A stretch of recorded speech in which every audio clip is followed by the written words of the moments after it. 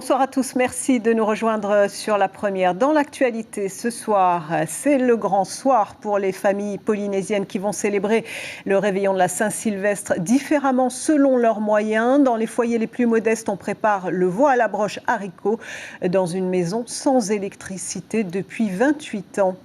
Cette année, couvre-feu oblige, on fête le réveillon avant l'heure dans la journée pour certains restaurants, mais pas question que le virus gâche la fête. Animation musicale et cotillons sont de la partie. La soirée s'achèvera à la maison pour la plupart des fêtards. Nous rejoindrons dans un instant Stéphane Ratino dans un établissement de Punaoya pour un tour en cuisine en direct. Et puis un réveillon sous le signe du couvre-feu. C'est une soirée sous haute surveillance sur les routes comme dans les lieux publics. À Tahiti et Montréal, les forces de sécurité sont sur le terrain. Dans certaines îles, les maires ont également pris des arrêtés municipaux. Enfin, nous irons à la rencontre de ce couple d'entrepreneurs bien décidés à innover pour débuter 2021. Tous deux gèrent une maison d'hôtes sur les hauteurs de Punaoya et proposent un nouveau concept de séjour gastronomique à destination de la clientèle locale. Après 8 jours de bras de fer, la grève au sein du groupe Carrefour est levée. Un accord a été trouvé entre direction et syndicats en début d'après-midi pour les magasins de Fa et Ataravao. Plus tard dans la journée, un protocole était signé pour les enseignes de Punaoya et Aroe. Les grévistes ont obtenu entre autres que les jours de grève soient retenus mais échelonnés sur 6 mois. Je vous propose d'écouter la déléguée syndicale Oeto Erima, interrogée par Ayata Tarahu. Il y a d'autres points qu'on a classés à rediscuter au cours du mois de janvier, mais c'est bénéfique pour nous. On a eu la négociation avec Melinda Van, c'était plus avec Nancy, et je pense que c'était un bon point. C'est une autre personne, elle a une autre manière de voir les choses et une autre manière de voir aussi comment l'employé il se sent aujourd'hui. Et donc, pour moi, c'était très bénéfique. Oui, notez que ce matin, le tribunal avait rejeté les 2 recours déposés par l'intersyndicale. Veau haricots blancs, c'est la recette du réveillon pour certaines familles tahitiennes à revenus modestes. À Rayatea, les Tinirao fêteront le nouvel an dans leur nouvelle maison. À Punaoya, les Tematahotoa passeront le nouvel an privés d'électricité depuis 28 ans. Alors quel menu, pour quelle ambiance? On voit cela avec Jeanne Fanariotis, Patrick Tinting et Julien Lescaut. Hauteur de Punaoya, site de Ha'apare, ici vit une vingtaine de foyers habitués à s'éclairer à la bougie. Près de 3 décennies qu'aucun réseau électrique n'alimente la zone. Une vie de débrouillardise symbolisée par ce trésor, une machine vitale à leur quotidien. Donc voilà, on vit avec le groupe parce qu'on n'a pas de courant et ça alimente 3 maisons. Depuis combien de temps? Depuis 28 ans. Un carpe diem infernal? Pas vraiment, car pour ce 31 décembre, on a sacrifié un veau pour une tablée de 10 personnes. Le menu ce soir, c'est le veau avec du haricot blanc. Comme d'habitude, nous les Tahitiens on mange. Il y aura combien d'invités? Les invités qui seront avec moi et mon mari, il n'y a que mes enfants ainsi mes petits-enfants. Que nous deux voulons partager avec nos enfants et les petits-enfants. Pas d'alcool, hein? Pas d'alcool, comme j'ai déjà prévenu à mes enfants. Hein, respectez vos parents. Après, vous pouvez faire ce que vous voulez. À la fin, chacun pour soi. Au coucher du soleil, on dînera aux chandelles et dans la joie, malgré la menace d'une expulsion. Il y a des moments où on pense à ça, mais il y a des moments où on voudrait laisser ça du côté. C'est plus, mais on pense cette année que nous, on va entrer en 2021. Et c'est ça mon pensée. Maryse et les siens passeront le cap de 2021, le cœur en fête d'être ensemble dans leur Farepinex.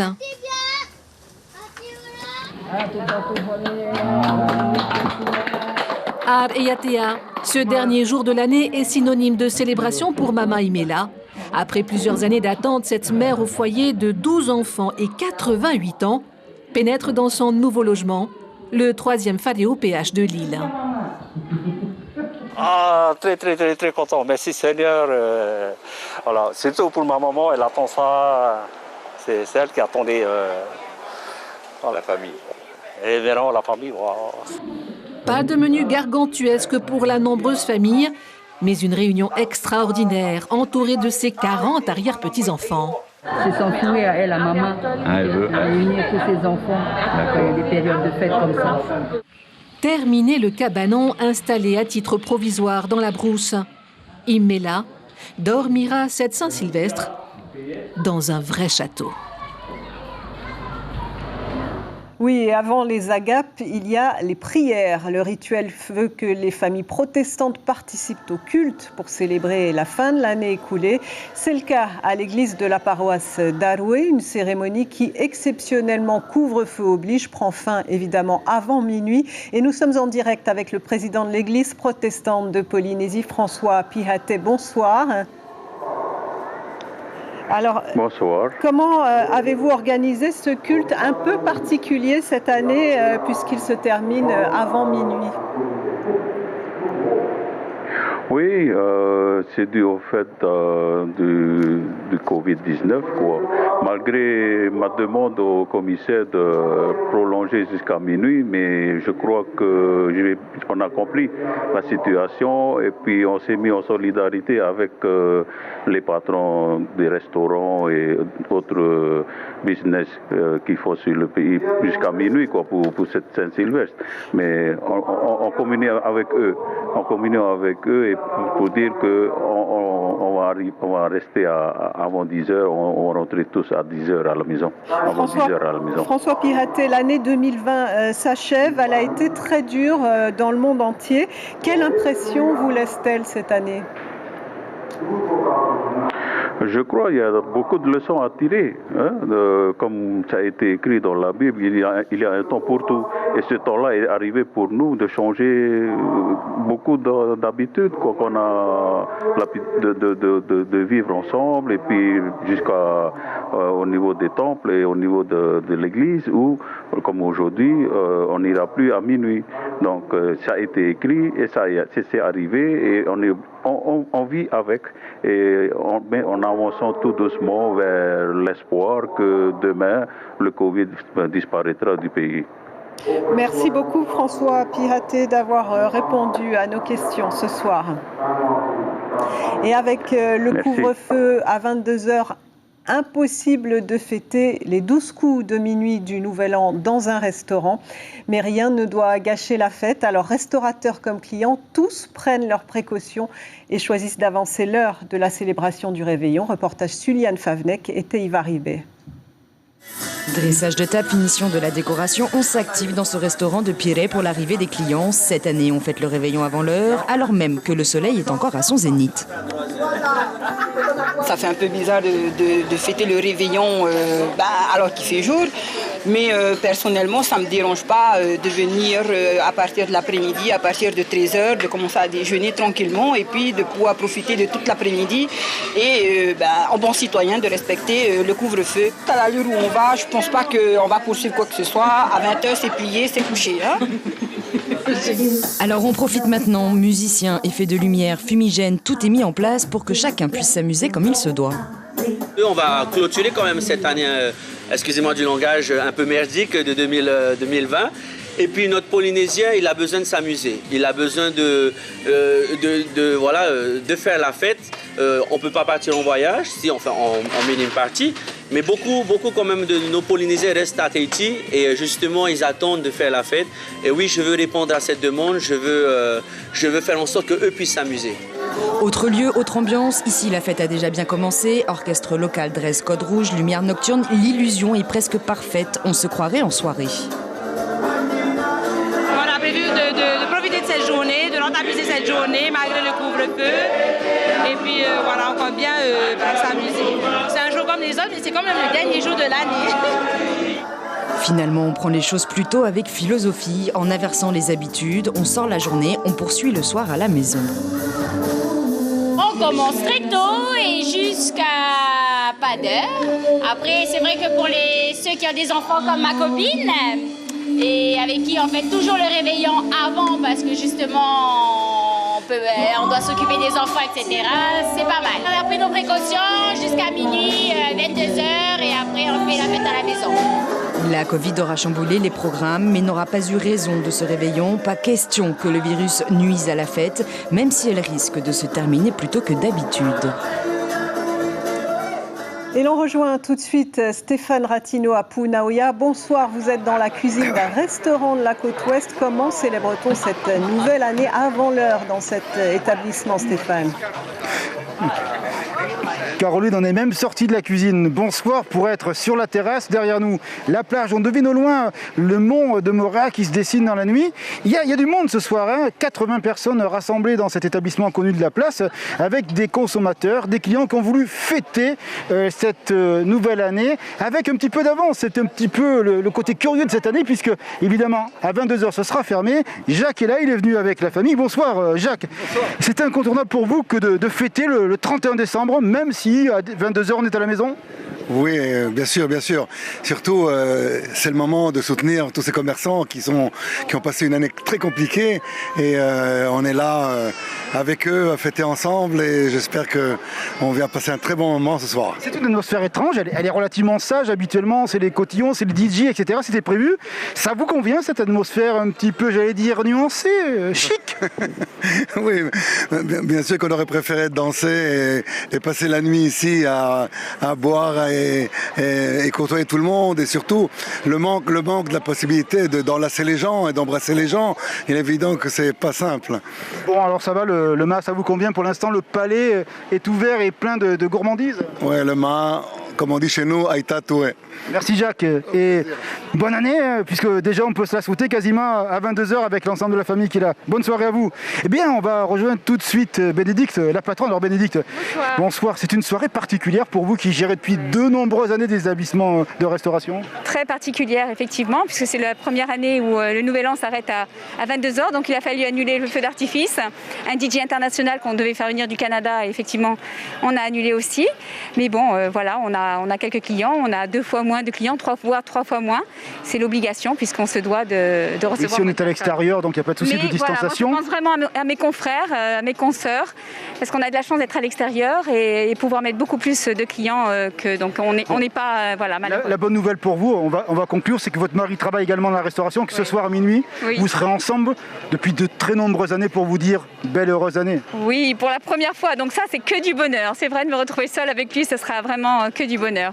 Voilà Caroline, 80 personnes, 14 personnes dans la cuisine. Bonne année à tous et à demain. Merci beaucoup Stéphane et rentrez avant 22h. Ce soir, routes et espaces publics seront sous haute surveillance avec un mot d'ordre, éviter la propagation du virus. À Tahiti et Moorea, couvre-feu jusqu'à 22h. Les forces de sécurité sont sur le terrain. Dans certaines îles, les Tavanas ont aussi pris des arrêtés municipaux. Stéphane Ratino, VTA Terei. À 17h cet après-midi, les agents de la DSP se sont déployés dans les rues de Papeete. Une volonté marquée de quadriller le terrain, une certitude, la nuit sera bleue en Polynésie. Aux côtés de la DSP, la PAF sera mobilisée aussi, plus de 200 gendarmes aux îles du Vent. La volonté des pouvoirs publics est claire, tolérance zéro pour lutter contre la pandémie. C'est pour nous protéger, pour éviter qu'il y ait trop de contacts, de relations sociales, de contacts sociaux. Parce que c'est dans les regroupements que le virus se propage. Donc nous avons conservé les mêmes dispositifs pour le réveillon de Noël et pour le réveillon du 31 décembre. À Montpiti, où le couvre-feu n'est pas en cours, le maire a décidé de renforcer les mesures de protection. Le but, éviter tout foyer. Cette île est très touristique et la population dépasse très largement actuellement les 1300 résidents.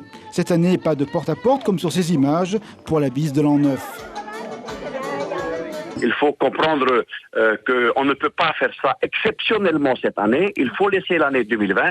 Et donc, par mesure de prévention et de sécurité, j'ai effectivement pris un arrêté municipal interdisant tout rassemblement sur la voie publique et évidemment les embrassades de porte à porte. Parce que dans ces foyers-là, il y a aussi des personnes fragiles, des personnes âgées qui eux, sont les premiers à être atteints si on ne respecte pas évidemment les gestes barrières. Le couvre-feu ce soir, c'est 22h à Tahiti et Moorea. Les forces de sécurité sont déjà sur le terrain. Et l'année finit mal pour un pêcheur d'une 50aine d'années disparu depuis ce matin à Wapo, aux Marquises. Il est activement recherché par les gendarmes et la population de l'île. Des recherches qui devraient reprendre demain. Qui dit nouvelle année dit nouveau concept à explorer. En 2021, on innove comme ce jeune couple qui s'essaye à la gérance d'une maison d'hôtes sur les hauteurs de Punaoya et propose des séjours gastronomiques à l'intention d'une clientèle locale. Rencontre avec Brigitte Olivier et Hubert Liao. Un séjour sur les hauteurs de Vaitavere, ça se mérite. Petit trip en 4x4 avant d'arriver dans cette jolie maison faite pour recevoir. Ça tombe bien, les nouveaux gérants, Teva et Tahia, ont décidé de proposer ici des formules qui allient détente et gastronomie. Ils tiennent déjà un petit restaurant au bord de l'eau depuis 2 ans et ils ne vont pas s'arrêter là. On démarre cette nouvelle activité et on regarde toujours vers l'avenir pour essayer d'acquérir ou d'avoir d'autres projets.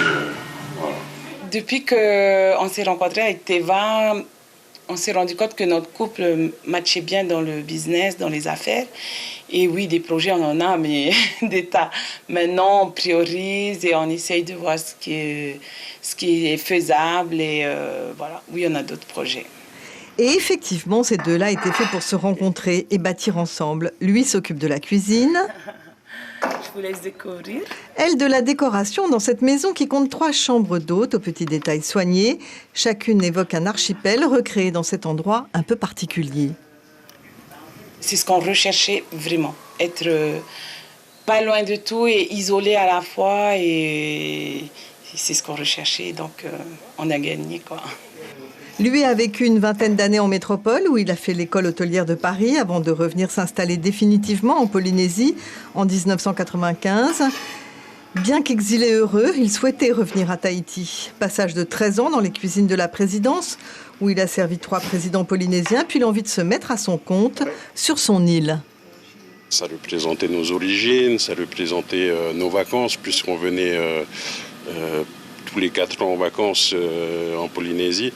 Donc j'avais envie de retrouver un peu ses racines, mes grands-parents et toute la famille. Je pense que si j'avais grandi ici, j'aurais peut-être pas le même caractère, les mêmes visions, les mêmes objectifs, je sais pas. Mais en tout cas, ça m'a beaucoup enrichi intérieurement, c'est clair. Quant à Tahia, son exil a été moins brutal. Une île voisine de la sienne d'abord, à l'internat, puis Tahiti pour ses études. Mais elle se sent toujours marquisienne.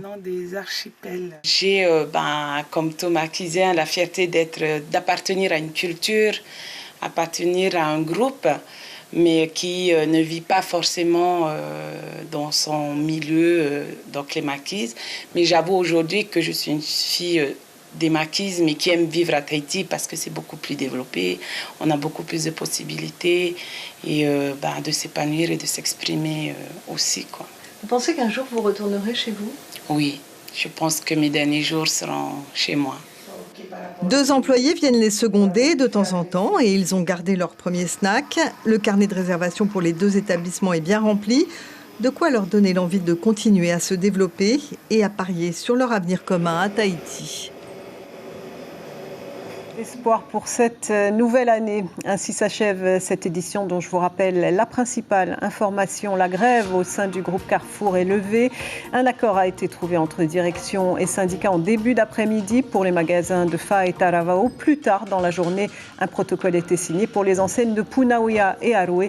Les grévistes ont obtenu entre autres le paiement échelonné sur plusieurs mois des jours de grève.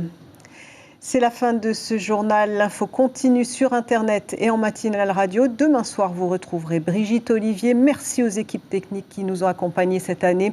Je vous souhaite une année 2021 douce, constructive et positive, mais sans Covid.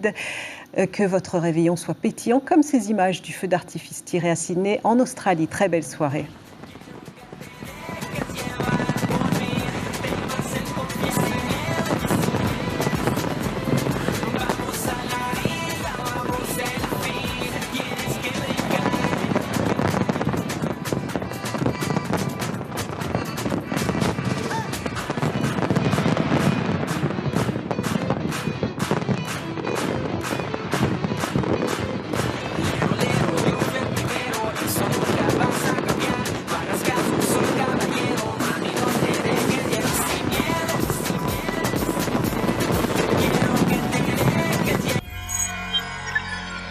Retrouvez ce programme en replay sur notre site internet.